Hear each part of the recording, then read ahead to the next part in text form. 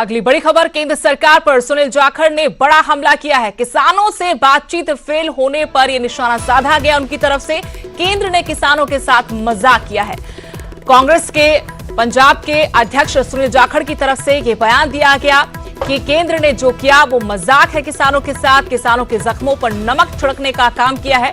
इससे पहले सुखबीर बादल ने भी कुछ इसी तरह से प्रतिक्रिया दी थी, क्योंकि आज केंद्र के साथ किसानों की बातचीत थी कृषि कानूनों को लेकर, लेकिन बातचीत सिरे नहीं चढ़ पाई। उल्टा किसान इस बात से नाराज दिखे कि केंद्र के किसी नुमाइंदे ने बातचीत नहीं की, बल्कि अधिकारियों को बैठक करने के लिए भेज दिया।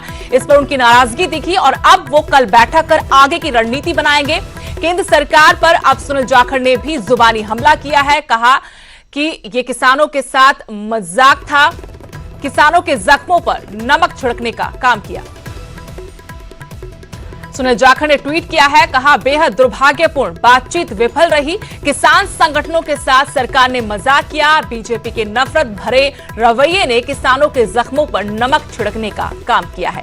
प्रतिनिधिमंडल की मेजबानी करना तो दूर, मिलने तक से इनकार कर मंत्रियों ने किसानों और पंजाब को बेहद छोटा कर दिया। अभी लंबा संघर्ष करना है।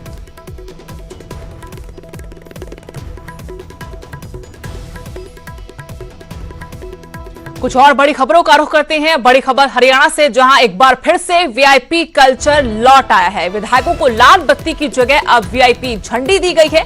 गाड़ी पर मरून कलर की झंडी लगाकर अब विधानसभा चलेंगे, ये जा सकेंगे विधायक। लोगों की मैरून रंग की झंडी लॉन्च की है। 2017 में पीएम मोदी ने वीआईपी कल्चर खत्म किया था, जिसकी काफी तारीफ हुई थी, लेकिन एक बार फिर से हरियाणा में वीआईपी कल्चर कुछ नए अंदाज में लौट रहा है। और यहां अब वीआईपी कल्चर को दिखाती हुई लाल बत्तियां तो नहीं होंगी, लेकिन वीआईपी झंडी जरूर गाड़ी पर लगेगी। मरून कलर की झंडी होगी जिसे विधायक लगा सकेंगे। लोगों की मैरून कलर के रंग की झंडी है जिसको लॉन्च किया है। 2017 में पीएम मोदी ने वीआईपी कल्चर को खत्म किया था।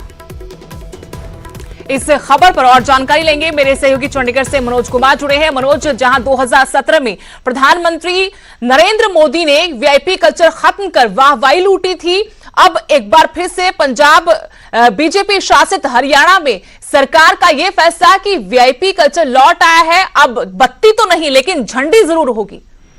देखिए, बिल्कुल सुदेश, हरियाणा विधानसभा में कल ही जो जितने भी विधायक हैं सभी को बाकायदा वाहनों पर लगाने के लिए एक झंडी दी गई है।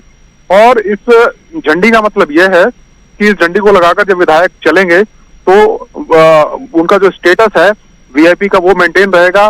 लोगों में या जहां पर भी वो जाएंगे वो ये पता लगेगा कि वो वीआईपी हैं या विधायक हैं।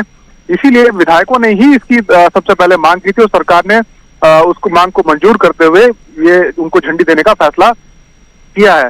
तो कुल मिला के हम कह सकते हैं कि जो पहले लाल बत्ती काम किया करती थी उसका रिप्लेसमेंट है कि झंडी के रूप में सरकार ने उनको दे दिया है। और इसी वजह से इस पर लेकिन मनोज, पीएम मोदी की जो मुहिम थी वो यही तो थी कि आम और खास का जो अंतर है उसको खत्म करना है, उस भेद को खत्म करना है। लेकिन लाल बत्ती लगी हो या लाल झंडी, फिर अगर रुतबा आपका दिख गया तो फिर कहां ये मुहिम रंग लाएगी? जी बिल्कुल, देखिए, लाल बत्ती को हटाने का मतलब ऐसा नहीं था कि लाल बत्ती से कोई प्रॉब्लम थी या लाल बत्ती कोई मुद्दा था। लाल बत्ती से एक व्यक्ति खास हो जाया करता था आम से और फर्क होता था। उस फर्क को मिटाने के लिए फैसला केंद्र सरकार ने लिया था। लेकिन चाहे लाल बत्ती हो या झंडी हो, उससे कम से कम स्टेटस तो मेंटेन हो रहा है, यानी कि उसमें अंतर तो हो रहा है ना। चाहे विधायक हो या जो भी हो, अगर विधायक हरी झंडी लगाकर चलेंगे तो वो वीआईपी का स्टेटस दिखाना चाहते हैं लोगों को। वो दिखाना चाहते हैं कि हम खास हैं और आप लोग आम हो। तो कहीं ना कहीं उस कॉन्सेप्ट के खिलाफ तो हम कह ही सकते हैं कि जो झंडी है वो। लेकिन क्या इस पर बीजेपी की तरफ से कोई प्रतिक्रिया आ पाई है?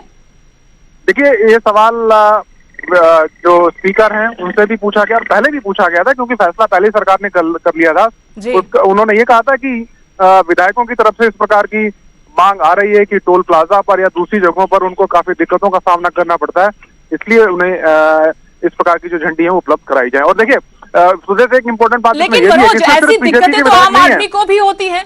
जी बिल्कुल आम वही तो बात है कि विधायक अपने आप को आम आदमी समझते नहीं है। बिल्कुल। और इसमें सिर्फ बीजेपी के विधायक नहीं है, इसमें कांग्रेस के भी विधायक हैं, अभय चौटाला भी वहां पर मौजूद थे, जजपा के भी विधायक भी वहां पर मौजूद थे।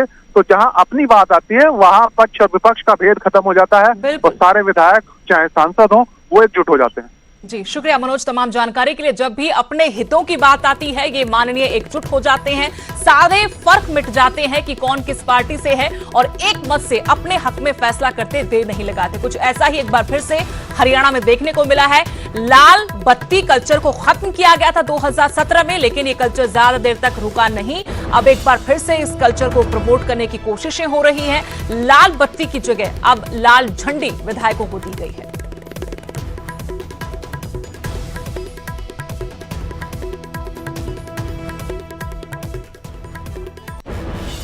एक और बड़ी खबर, पूर्व डीजीपी सैनी की गिरफ्तारी पर रोक बरकरार। सुप्रीम कोर्ट ने पंजाब सरकार को नोटिस जारी किया है। अग्रिम जमानत की याचिका पर जवाब तलब किया है। मुल्तानी केस में फंसे हैं पूर्व डीजीपी सुमेध सैनी। लगातार उन पर तलवार लटक रही है, लेकिन बीच बीच में उनको राहत भी मिल रही है, जिसकी वजह से वो अभी तक गिरफ्तारी से बचे हैं। पूर्व डीजीपी सैनी की गिरफ्तारी पर रोक बरकरार है। इस बीच में सुप्रीम कोर्ट ने पंजाब सरकार को नोटिस जारी किया है। अग्रिम जमानत की याचिका पर जवाब मांगा है। आपको बता दें कि पंजाब के पूर्व डीजीपी सुमेध सैनी मुल्तानी केस में फंसे हुए हैं और उन पर लगातार गिरफ्तारी की तलवार लटक रही है। अब अग्रिम जमानत की जो याचिका है उस पर सुप्रीम कोर्ट ने पंजाब सरकार को नोटिस जारी कर जवाब मांगा है।